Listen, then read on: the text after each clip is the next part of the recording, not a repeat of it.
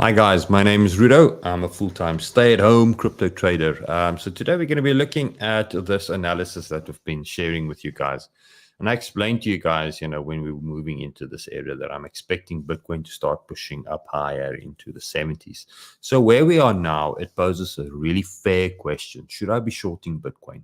And the answer is pretty simple. Hell no, not yet. But I'm going to show you what I need to look out for to do just that. And once a top gets created, so that's the first thing. Then second thing that I'm going to share with you is where we are now, we're entering a lateral range playground potentially. And that means that trading needs to be different now. So we need to adjust the way we look at trading. So I want to share that with you guys as well. So find this the idea interesting, stay tuned, and let's get into this thing. So I've got Bitcoin here open on the 4-hour time frame on the chart, and I did a rudimentary Elliott wave analysis here with the idea to kind of give you guys a really good idea of where we're going to move next. But this is not necessarily the right way to do this. If you're a true Elliott wave, enthusiast, you should be looking at this and saying to me, "What's wrong with this guy?" Because clearly this looks more like an ending diagonal than an impulse. What do I mean by that? Well, simple. Ending diagonals or leading diagonals or something like that. Typically, these kind of waves will move, and they'll move in a way like this. Okay. Meaning that we're at the end of an overlap, but this one could potentially still cross back into this range, meaning the fall will always go behind it, but it's not a clear impulse. And that's definitely what we have. We don't have very clear impulse. And this means that I cannot, in good conscience, the trader in me, say that, from where we are now, next target will be moon. At first needs to give me some sort of a sign that this happens, then I can start looking at it. And yet again, this is just for a visual idea of what I'm thinking rather than saying that how it's going to move. So wait for the trend break before you short was the message that I shared yesterday.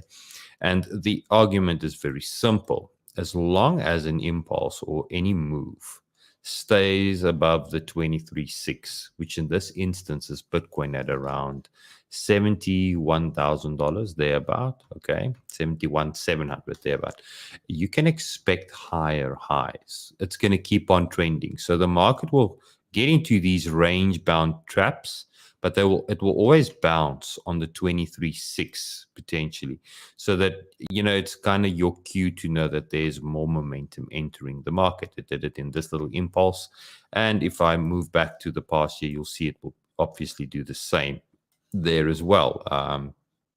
Just putting it at the bottom real quick and just putting it in there. You can see as long as it stays above the 23.6, you keep on dreaming that there's going to be more, okay, until it loses the 23.6. Then your first line of attack is the 38.2. That's simple trading stuff. Okay, so where we're at now, first want to see the market break that before I even start dreaming about shorting.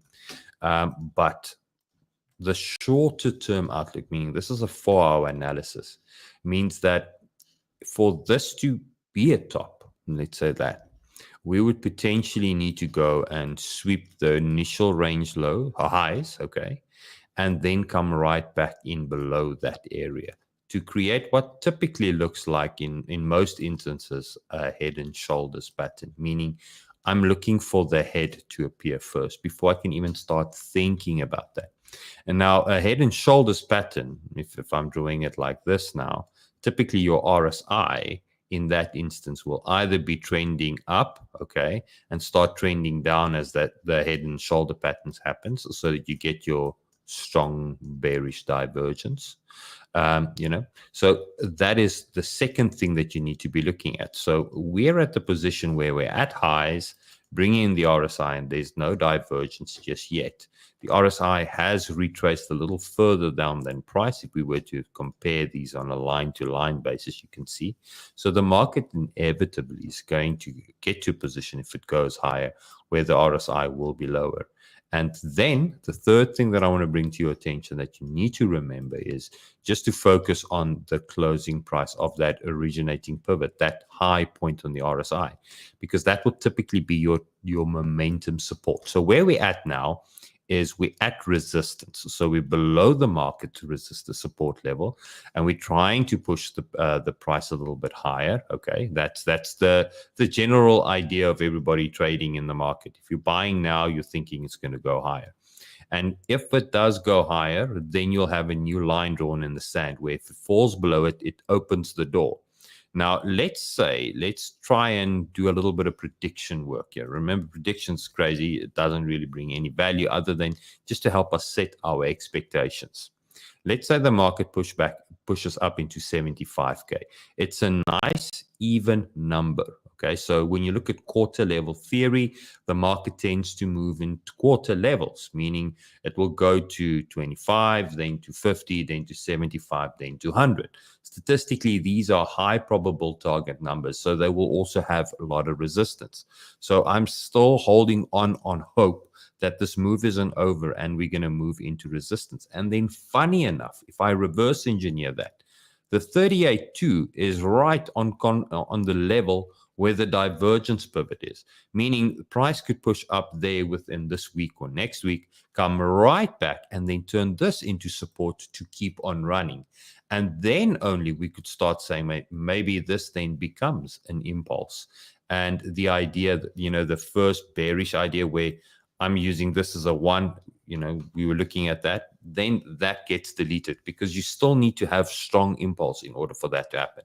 Yeah, we had a lot of correction given, but this isn't as clean as well, so there's still a very open, debatable door in the market. Let me just put this all back, that, from a point of view that we could still go and see a couple of lower levels. And that's it. So I've armed you with everything that you need to kind of get there. Let me look for that red line. I could have probably just drawn it. But there you go. I've armed you with everything that you need to know. Okay. So you need to be patient. You need to expect a higher high, and you know where to look for your support if it does. Now, let's say that happens. How's the market going to move? How do I trade that? Well, simple. You're trying to look for the market and let's just move that fib out of the way. You're trying to look for the market to start showing signs of a sideways moving trend. Then you're going to be seeing demand bounce and supply bounce, and the market's going to chop between that area before it goes on high. So the trader in me says I'm expecting something like that. So on the 15-minute time frame, I'll be looking at this and saying, okay, right, where would be the upper end of my trading range? The moment that can almost more look like a deviation or something, So I would be looking at this area. Clearly, 73 is a big resistance level. So the market has a lot of supply entering at that range, okay? And now, if we look at this whole area here, you can see that around 71.6 has got a lot of support in the market. So this means that this would be your trading range for Bitcoin at the moment. And if I put a fib on this entire move, that would be the midpoint. So when you're at the midpoint, that's where the most amount of opinions enter the market and the most amount of chop occurs. So where we are now, that kind of chop can screw with you, like it did with me this morning. This was my long that I wanted to take. Just took everybody, stops in the Discord, then runs, and now it's back in that area. So I'm hunting for the long again within this range. Hopefully, it's not going to chop and take my stop. It's as simple as that. And it brings me to that saying that I said to you guys a while ago, and I'm going to remind myself again. When we're in this area and you want to trade or you're taking trades, whatever the stop is, make it a little bit bigger, because the market will have this crazy out of nowhere chops that just happens and takes your money like this and then runs. So try not to be too greedy when you're in the market at this stage, because it will be choppy. Okay. Now, there's a big question about dominance, alts. When are they going to come? I mean, we're looking at some of the alts that haven't moved much. Then there's some like DOGE that's really doing well.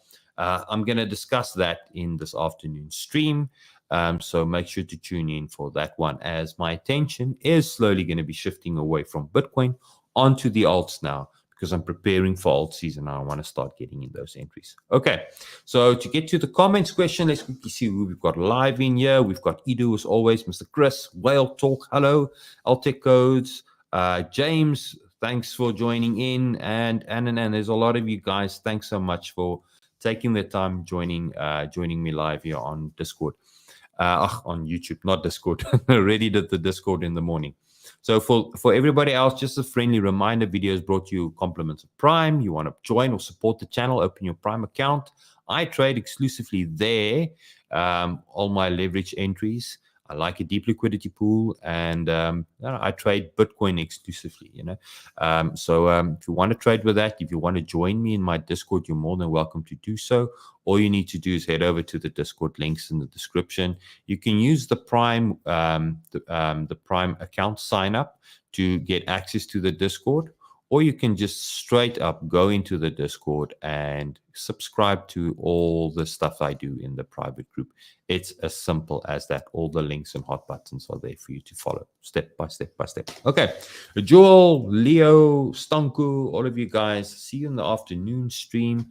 Thanks so much for taking time looking at a quick short Bitcoin update for us for where we need to trade, how we need to trade. The same will apply for your alts, just as a closing remark. As Bitcoin is ranging up and down, whatever you need to be or could be trading, Ethereum for that matter, or XRP. In this instance, I'm looking very heavily at DOGE at the moment. You can see range has been established. You can look at the upper end of the range. You can look at the lower end of the range. Okay, you can be looking at the lower end of the range, and or for more practical reasons, maybe there would be a better, let me just move that line in there. There would be a better area to say that. And then you can say exactly the same for your alts, upper, lower end of the range. At the moment, the midpoint you can clearly see is turning in as resistance.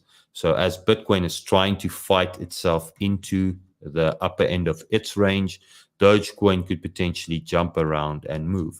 And at the moment, it could be outperforming BTC slightly on a smaller scale to try and also get to lock in these areas. So I'll definitely keep an eye on Doge if I was you looking to trade. Okay. Have a lovely day, guys, and see you in this afternoon stream. Cheers. I'll keep hustling.